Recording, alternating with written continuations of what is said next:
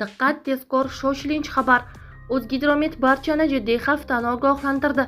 Assalomu alaykum. Tezkor hamda muhim yangiliklarni o'tkazib yubormaslik uchun like hamda podpisatsiya tugmachalarini bosib qoldirishni unutmang. O'zgidromet 27-iyul dushanba kuni kutilayotgan ob-havo haqida ma'lumot berdi. Unga ko'ra Toshkent shahrida havo biroz bulutli bo'ladi, yog'ingarchilik kutilmaydi. Harorat kechasi 21-23 daraja, kunduzi 37-39 daraja bo'ladi. Qoraqalpog'iston Respublikasi Xorazm viloyatida havo biroz bulutli bo'ladi, yog'ingarchilik kutilmaydi. Harorat kechasi 21-26 daraja, kunduzi 37-42 daraja bo'ladi. Buxoro va Navoiy viloyatlarida havo biroz bulutli bo'ladi, yog'ingarchilik kutilmaydi. Harorat kechasi 22-27 daraja, kunduzi 37-42 daraja bo'ladi.